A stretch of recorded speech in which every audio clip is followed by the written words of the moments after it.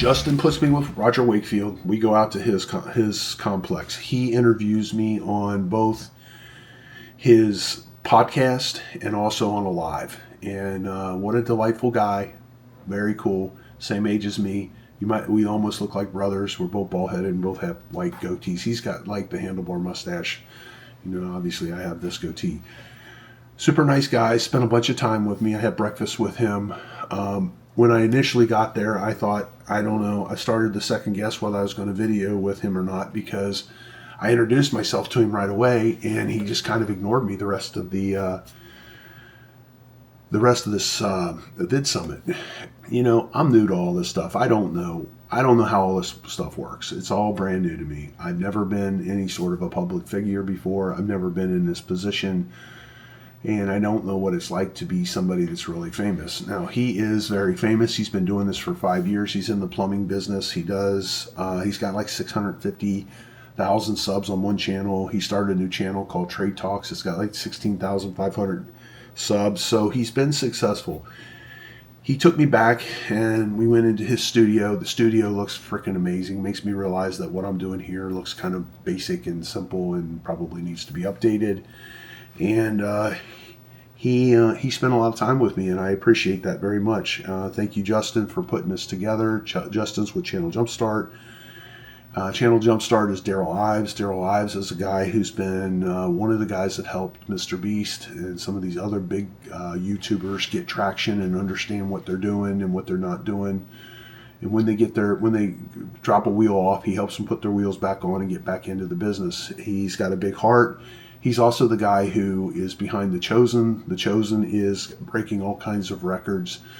It's the single largest crowd-funded movie ever. It's all about Jesus, and he didn't want to have, they wanted to do this film, but they didn't want to have Hollywood's influence. They didn't want to dumb it down. They wanted to do it pure, as per what God would want. So it's surpassed Baywatch, which is the second largest movie that's ever been watched. And the reason Baywatch has been the second largest is they translated it into 60 languages. They're in the middle of The Chosen. The Chosen is going to crack about 500 million views coming up here shortly.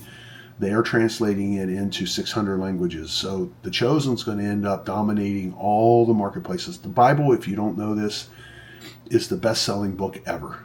So you got all that going on. So Roger is part of Channel Jumpstart. Daryl Ives helped him get started and helped him get his wheels on and helped him get some direction. And he's helping out other people because of that. This was a mutual beneficial thing. He wanted to interview me. Obviously, I'm nobody, but he did. And he knows that that'll help me. And then it just gave him another slot that just got filled. And what I'm telling people is a little different than what most people tell people. And it's kind of unique and disruptive to our industry. I don't know why most people in the junk removal business are taking the junk and throwing it away. I don't understand why the demolition companies are not taking the time to empty these houses out. I know why. It's hard to manage this labor, but if you know and use the approach that we use, it would work just great. It would work great for you. So back to Roger. So Roger's got he bought like 10 acres. He's setting up a conference center, more or less. He's going to have events out on his property. He's got like a sales center. He's got with a bunch of computer setups. He's got a live room. He's got another room that he's using for the Trade Talks, which is another studio. It's a nice little setup. They are in the leak detection business. They got a patented leak detection gizmo where you put this rod in the ground. You can listen and figure out where a leak is. And then he's teaching people how to do that out at this compound. He's going to teach people how to speak and teach people how to do YouTube stuff and he's going to go into the marketing business and try to give us YouTubers some marketing that's not dishonest, that you actually follow through on. We've all had the same problems, him and many of the other guys that I read about and talk about. We all have the same problems with the marketing. People promise you stuff and then they don't follow through, and they pass you off to somebody that's unsophisticated and that you, as a basic business owner, know more about this than they do. So during the video conference, kind of had my feelings hurt for a while there, because I'm going to be interviewed by this guy, and I wanted to just have a 5-minute conversation with him. And he's so on mission. He is networking like crazy while he's at these programs. So he's trying to be on other people's channels, I guess, and collaborations, and he's part of this community, and he's interacting with everybody. So I wanted to have a 5-minute conversation, like, where do I go? What should I do? What should we talk about? So on and so forth. We actually got all the way through to the interview. We never did talk about anything. We just did it. So, I'm not exactly shy, so it worked out fine. I think it probably could have been a little better if he'd have told me what direction we were heading in. So anyway, it's pretty cool. Roger Wakefield is his name. It's Remove It Pros, pure entrepreneur, just talking about our first collaboration with somebody. And what does a collaboration do for us? A collaboration is someone in a niche similar or exactly the same as yours, where you interact with them and then you expose them to your audience. These people are trusted by their audience, and their audience, in theory, if we got similar avatars. An avatar is who's your average customer. Which customer is your average guy? Is it a 40-year-old guy with a pickup truck living in a house with a family, so on and so forth? So that's what your avatar is. And so you take all that stuff, put it together, and that takes the trust from them, and they say, I trust this guy enough that I'm going to put him on my channel, so maybe you should check out his stuff. So that gives us a chance to have more impact. So again, it's Remove It Pros, pure entrepreneur, talking about our collaboration with Roger Wakefield. Thank you, Roger. Appreciate it. If you need anything from me, I don't know what I can do for you, but I'd be happy to. So we'll see you in the next video. And me, I'm a lead AP. So I believe, leadership in energy and environmental design. And I believe in sustainability, reusing products, thinking about where you're getting things from locally, just as much as you can do to help make the world a greener place. And really, you're doing a lot of that by doing things the way you are. You're not just walking into a building and saying, okay, everything inside this building is trash. Correct. Yeah. And you're making good money at it. It's fascinating. And a lot of green things that you do, you can't make money. There's no money in it. And if you're taking this approach, and you can use this in about 100 different ways, anything that's coming apart, well, what are they going to do with it? Is it reusable? And if it is, instead of taking 10 minutes to take it out, you might have to take an hour to take it out. But the return is significant. And if you know what I know, because through the, failing over and over and over, if you know the little things that I've come to know, you can make really good money doing it. Man, that's nice. Now, I want to take just a minute and jump into the comments real quick. Got Denver Charboy in here. How we doing? Says, Roger, got any tips on how to deal with a one-on-one worker who's a journeyman and yells over the time over small things? Yeah, you bring them into your office and sit down and say, look, I don't scream and yell all the time, so I don't want you to do it. And let them know it's the company culture. Let them know that, look, that's just the wrong attitude to have, especially if they're doing it out on the job or anything like that. Have you ever had an employee that just yells all the time? Yes, they put them on the short leash. Yeah, you give them a chance to elevate themselves to a customer if they so choose to. Jason Smith, good morning, sir. How are you doing? Let's go UT. As you see, I got a Longhorn helmet right here above my head. Guys, I am ready for this game today. iCast Enterprises, literally just a few doors down. Says, howdy from Texas, folks. You're going to love this one. Great seeing you in here. And all of us were literally this last week, all week long. We've been at a social media marketing conference, Vid Summit. It's fantastic. Got to see iCast, got to see David, got to see Chris is also down the hall. So got a few people in the house visiting. Great seeing everybody here. Josh Hasselgren says, good morning, guys. First of all, Roger, been watching your channel and have been learning quite a bit. Thank you. No, thank you. We're in a lucky position because we get to make YouTube videos, Yes. teach people what we do, talk about what we do, and build amazing relationships. It's exciting. It's fun, isn't it? Happy Saturday to everybody. ICAST says, met David at Vid Summit. Absolutely love his story. Looking good, Dave. Kenny, a Kenny from McChristie. Yeah, that's my editor. There you go. Good Hi, deal. Kenny. Hi, Jet. Jet said those are both Daves. I do look kind of like a Dave, don't I? Oh, it's the other way around. Trials Trophy Guides says, hey, Roger, opinions on Roto-Rooter. I work for Roto-Rooter. Often hear we're overpriced.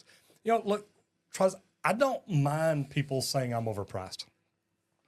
I know what it takes to do business. I know what it takes to do business and make money. And if I'm not priced right, I'm never going to make it. I'm going to struggle. I'm going to go broke.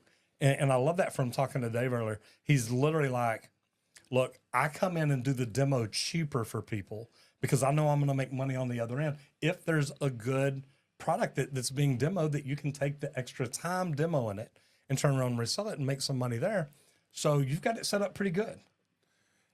Yeah. So basically doing good business, and if you're trying to do good business with no money, well, you don't have the right tools, you don't have the right systems, you don't have the right employees, and you really, in the long run, if you ask me, you end up costing more money because you're not doing it right. You're doing a second time. You're, and you're just one step away from going out of business. So you got to charge what you're worth, and what your service is worth.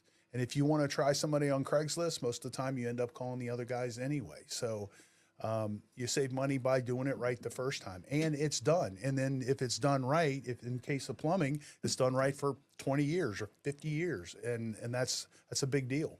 And the funny thing is, if you get it done right the first time by a licensed plumber, chances are it's going to cost you less money in the long run. So I have no problem with people telling me I'm overpriced. But normally when I turn around and explain to them, well, look, my guys have benefits. They were putting money into a pension. They had vacation. We had a training fund. We spent a lot of money on our people, so it was great. Joshua Ray Martin says, I was an appliance tech for 6 years, then a handyman, and now a plumber. And I love that. And look, there's nothing wrong with an appliance technician or a handyman. You used to do handyman type stuff. That's how you kind of got your hands in a little bit of everything and understood, hey, look, I can do this. I can figure it out. It makes it nice. So look, there's nothing wrong with that. Joshua, I love the fact that you moved up and became a licensed professional. And, I call plumbing, electrical, and HVAC skilled trades because you normally in most states have to have a professional license. So I love that very much. The wonderful Miss Lori A. McNeil in the house. Lori, how are you doing? Good to see you in here. A great marketing and branding person. Josh Hasselgren. And Lori, I sell your tennis shoes. I need to send you a picture of mine. Josh Hasselgren says, my question is, what would I need to do if I were to install a secondary sump pump in a house that has a generator? Recommended them to be on separate breakers. How far elevated should the secondary be? I would have to know a lot more than this. How big's the bathroom? How big are the sump pits? Do you have room for two? Can you elevate it? So there's a lot of different stuff there, Josh. If you want to reach out to me on LinkedIn, I will see if I can help you. And before we get too deep into this, I want to remind y'all, we're all about helping people grow their businesses. This video is sponsored by High Level, Go High Level. This is a product that we're using, not just for me, but we're using it for Randy over at Leak Pro. And it's been really good to help us understand if you don't have things set up for, like, your office has a text number where people can text you. It doesn't have the automatic callback. If people call you and miss it, it'll text them back. If you're not set up with your Facebook and everything through it, it makes it kind of tough to grow. So go check out, and I'm sure Colton or Randy will put the link in here, but it's gohighlevel.com/Roger Wakefield. Guys, we got a great special running with Go High Level to help me help people. Next, Invictus XIV says, Roger, what do you know about buffers with backflow units? I test backflow assemblies, and they have this on the test form called a buffer. Every time I search online, it cannot find anything on it. In Invictus, they may mean a buffer, meaning if it will allow from 0.3 to 0.5, that gives you a buffer. So it doesn't have to be perfect. That's normally what they mean by that. It's been a while since I had my backflow preventer's license. Been a while since I've done one. So that's my thoughts on it. Aaron Escareno says, go Texas, having trouble with employee waking up in the morning.